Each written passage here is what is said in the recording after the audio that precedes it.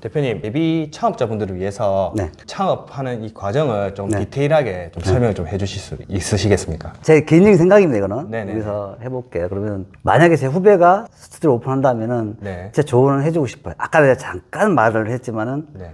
제일 중요한 건 금전적인 부분이고 기술적인 부분이거든요. 네. 두 개가 다 있으면 정말 성공하기가 쉬워요. 저는 기술이 더 중요하다고 저는 생각을 해요. 네. 기술력이 있으면 그만큼 그 사람의 인정을 받는 거거든요, 고객들한테. 네. 그럼 시간이 흘러도 나를 찾아온다는 거죠. 네. 그게 크다고 저는 생각을 하기 때문에. 네. 그런데 일단 사진 창업을 만약에 생각을 하신 분들이 두 가지 분류일 것 같아요. 한 분류는 취미 생활을 하시다가 사진 창업을 해야 되겠다 네. 하신 분이 있을 것 같고, 요즘은 사진학과가 워낙 많으니까 네. 대학별로 사진학과를 전공을 해서 내가 사진을 오픈해야 되겠다. 두 가지 분류가 있을 것 같아요. 취미로 하신 분들은 말 그대로 취미로 시작을 하는 거기 때문에 조금 위험성이 있다고 저는 생각을 하고요. 네. 취미로 넘어가야지 이 업하고는 다르거든요. 네. 내가 생각하는 거하고 업 창업하는 거하고는 완전히 다른 분야이기 때문에 조금 위험성이 나는 있다고 보고요. 네. 사진학과를 나오고 이렇게 하셔도 쉽지는 않아요, 창업이라는 게. 왜 쉽지 않냐면은 거기에 따른 기반적인 게 있어야 돼요. 경험도 필요하고, 네. 노하우도 필요하고, 그렇죠. 기술력도 필요하고. 물론 이제 사진학과마다 다 틀리겠지만 실력들이. 근데 좀 밑에 쪽으로 그 사진학과 졸업하신 분들 내가 몇 분 이렇게 만나봤거든요. 같이 이렇게 미팅도 해보고 테스트도 한번 해봤는데 네.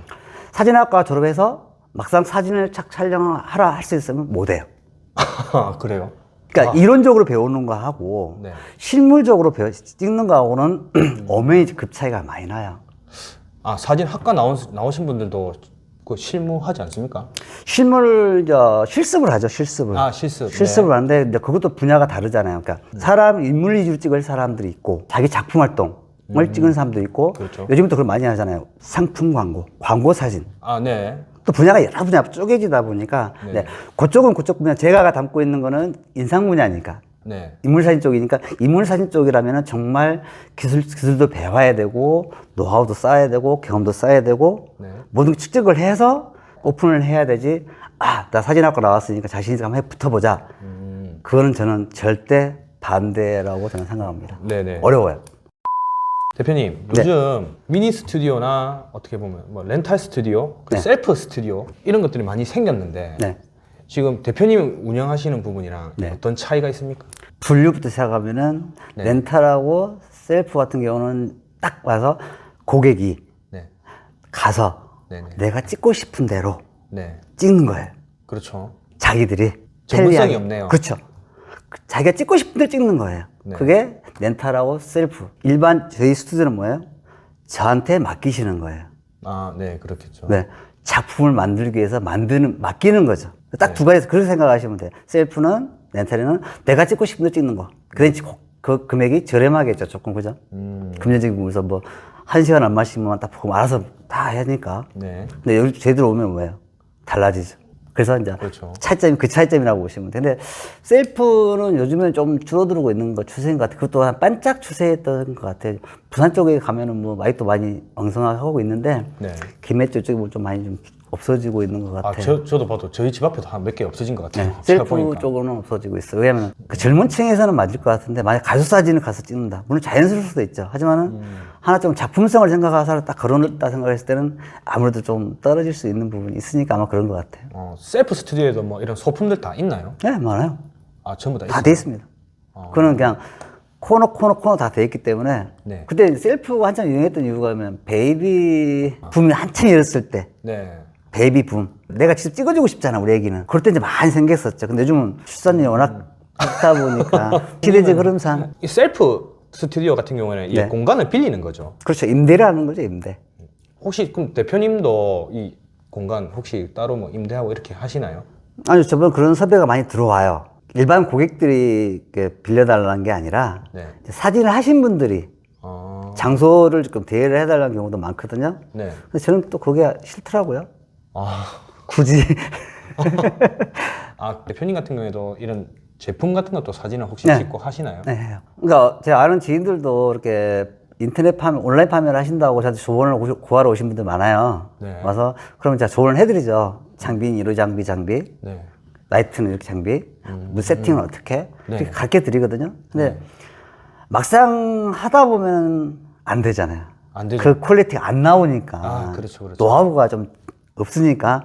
그래서 하다가 포기하신 분들도 많아요. 한 10명 중에 하신다면 한두 분 정도는 막 하고 나머지는 포기를 하시는 것 같더라고요. 이 제품도 조명이나 이런 게 중요한가요? 어떻게 보면 고급 기술입니다, 그게. 이 상업 사진이 제품 하나 찍는데 돈이 몇 백이 올라갈 수도 있습니다. 퀄리티 거기 따라서 깊이가 달라지죠. 네네네. 그냥 뭐 물건 하나 보더라도 진짜 살아있는 것 같은 느낌이 나오는 게 그만큼 조명이라든가 기술력이라든가 노하우가 집대성이 돼야 돼요. 그래서 뭐 혼자 촬영하는 것도 아니죠. 네. 몇 사람이 팀을 이루어서 그거 하나 작품 만들어서 며칠을 찍을 수도 있거든요. 아, 제품 하나로요? 그렇죠.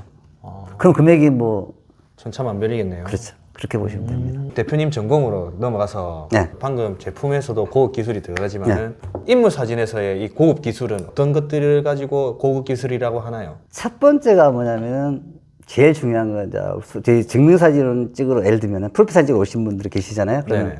저는 항상 먼저 이렇게 접할 때 상담할 미팅할 때 보는 게 그 상대 고객님의 얼굴을 봐요.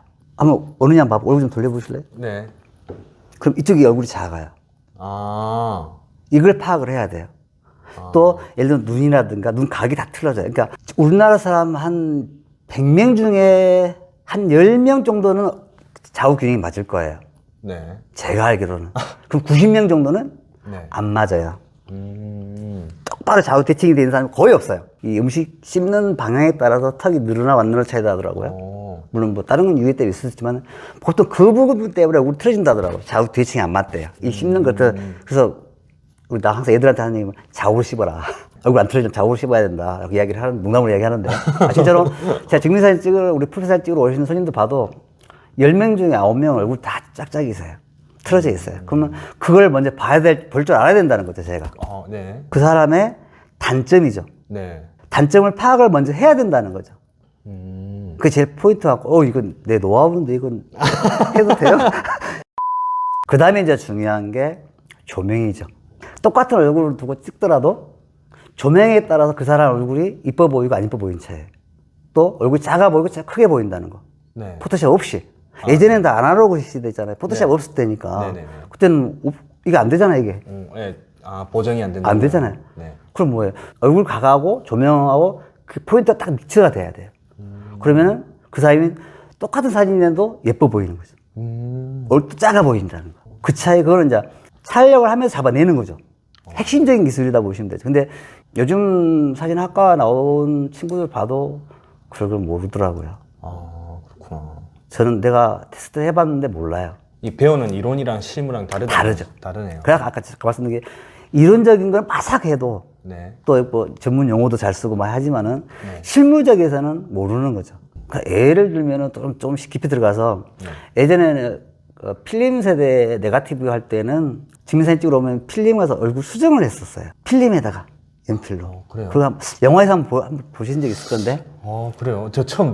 예전에는 지금은 포토샵에서 다 하지만 옛날에는 없잖아요. 네네. 필름에서 연필로 수정을 해요. 이 주름살이라든가 점이라든가 거. 그래요. 깔끔히 만들어요. 그게 진짜 핵심 기술이었어요. 그 수정하는 기술이 잘하냐 뭐냐 딱 월급이 정해졌어요. 옛날에 사진 배울 때는. 그러니까 이 사진 확대를 해보면 이게 피부결이 다 결이 있어요, 결이. 그걸 또 잡아줄 줄 알아야 돼. 다시 이제 원점으로 가서 얼굴 사진빨이라 하죠. 사진각, 그 각을 볼 줄 알아야 되는 거예요. 그러면 그 사람한테 가장 단점을 부활해서 네. 좌우 대칭이 안 틀어지게 보이게 각을 잡아내는 거죠. 그 다음에 라이팅을 해야 돼요. 그걸 배워야 돼요. 인물 사진을 하는 사람이라면 배워야만이 최소한의 보정으로 자기 얼굴이 나오는 거죠. 기본적인, 저는 인물 사진에서는 얼굴 볼 줄 알아야 되고, 라이팅 할 줄 알아야 되고, 이게 저는 제일 중요하다고 저는 생각을 해요. 그걸 요즘 가르쳐 주는 사람이 거의 없더라고요. 그걸. 진짜 완전 꿀팁인 것 같네요. 맞죠? 그렇죠. 저희 세대, 그러니까 사진, 선배님들은 다 손을 다 놓으셨잖아요. 디지털 세대 나오면서. 실력 좋으신 분 다 손을 놓으셨어요, 거의. 네네. 그러니까 저희가 옛날 흑백 시대 때 마지막 세대죠, 제가. 그러니까 내 밑에 세대는 그걸 못 배웠죠. 그런 경험을 못 해봤게, 이럴 때 이렇게 찍고, 이럴 때 이렇게 잡아야 되는 거 모르잖아요. 네네. 그러니까 또 가르쳐 준 데도 없고, 좀 아쉽죠. 만약에 작업을 준비하신 분 중에서, 물론 제가 잘하는 건 아니지만은, 오래된 구닥다리 기술이 아니라, 네. 정말 인물 사진에서 이 참 중요한 얘기거든요. 근데 그런 부분을 원한다면 내가 가르쳐 드릴 수는 있어요. 강습비 없이도 해줄 수 있어요. 왜? 진짜 너무 몰라요. 그런 사람, 아는 사람 없어요. 근데 원한다면 제가 가르쳐 드릴 수는 있어요.